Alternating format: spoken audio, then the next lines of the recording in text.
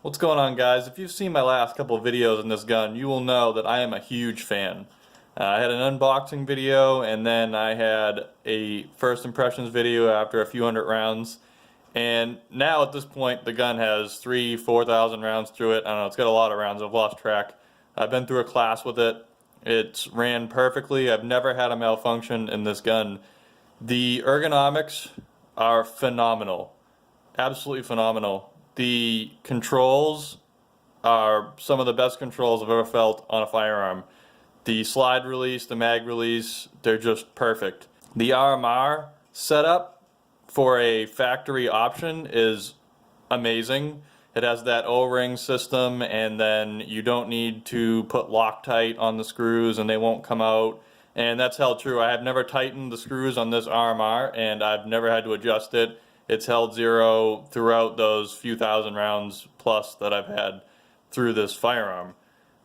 I love everything about it, honestly, except this one glaring thing when it comes to the 509, and it's the weight of the trigger of some of the guns. I believe it's variable, because I've heard people say that their gun only pulls at like 5.5 pounds or something. The trigger is quite stout, at least on mine. So people have been trying to figure out ways to alleviate that. It's slightly gritty. It's worn itself out quite a bit. It's much smoother than it used to be after using it quite a bit. But people have been trying to figure out how to like smooth it out, lighten it up. And then recently Apex Tactical came out with their trigger, which would be okay, except you can't install it on most of these guns.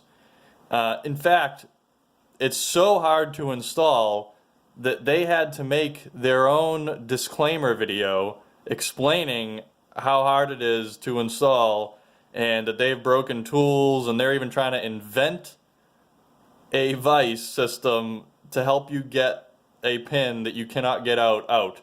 So the pin is technically not designed to come out, and FN says that. And I've spoken to my gunsmith about it, and he explained it a little bit too.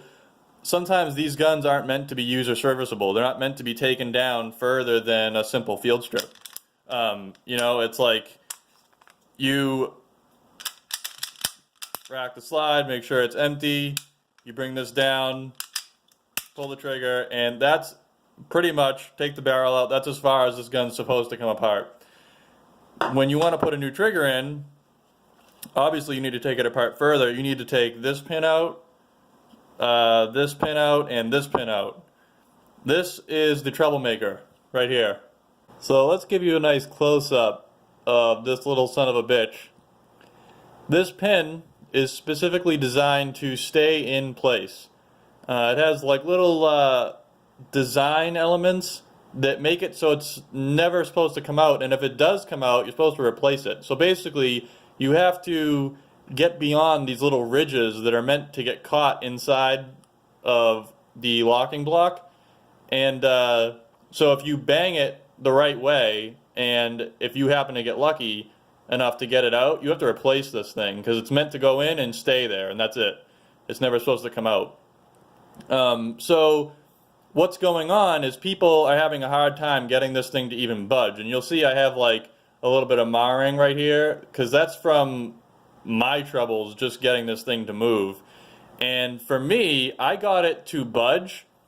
I got it to actually come out like a quarter of the way, and then it must have got stuck on one of those little ridges that are designed to hold it into place, and it would not go further than that no matter what I did.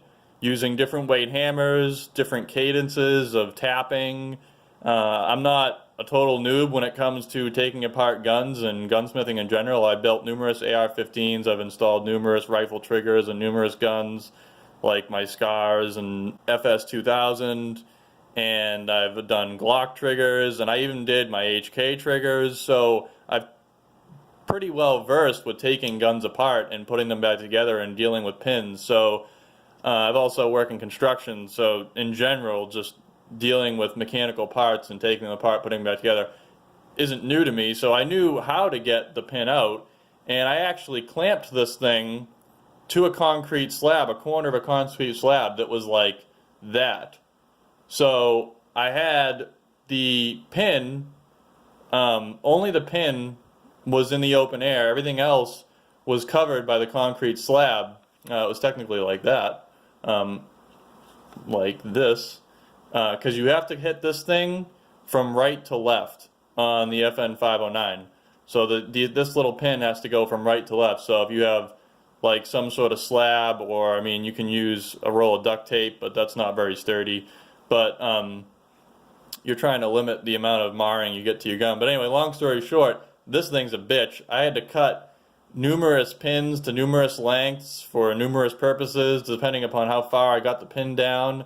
And like you need like a starter pin that's really short, because if you use a long one, it's gonna snap. I know, because I did it, and so did Apex. You know, like I said, they made a whole video explaining how hard this thing is to get out, and because it's not supposed to be coming out. So before you buy a trigger, get this pin out, or try to get it out. And if it won't come out and you're having a hard time, ask a gunsmith. I've heard of gunsmiths refusing to try to take this pin out because it's not supposed to come out, and you may break the gun even if you're doing everything perfectly like I was, or like a gunsmith will. It's still really not supposed to come out. That's the one hiccup with trying to do this Apex trigger. Another problem I had with the Apex trigger is that the finish was coming off. I bought the FDE one because it would match the FN 509. I thought it would be pretty cool. And the finish, I'll roll in a picture right now, was all coming off.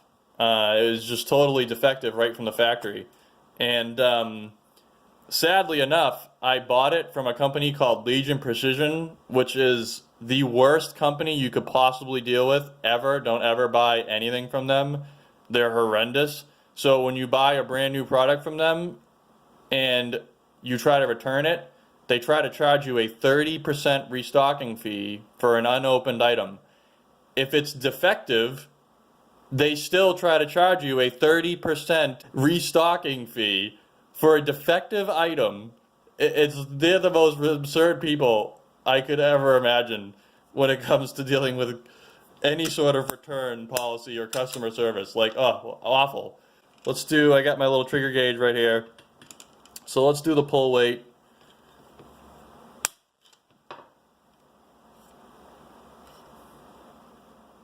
So right there we got about 6.5 pounds.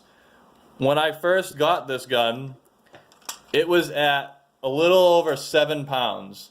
After this many rounds, it's smoothed out quite a bit. I've actually gone in with a Dremel and smoothed out some of the internals as well. That helped a little bit too. But let me compare it to something like this.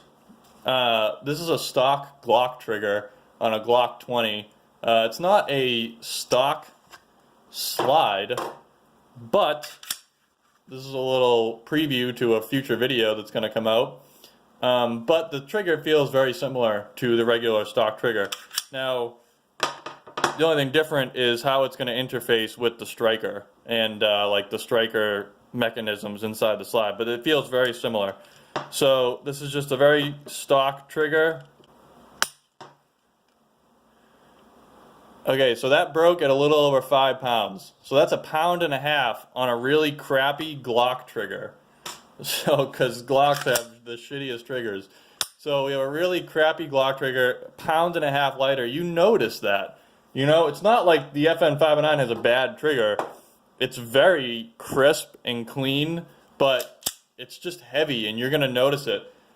Now, I'm going to compare it to a coup de grace of triggers. I mean, this thing is just absolutely amazing.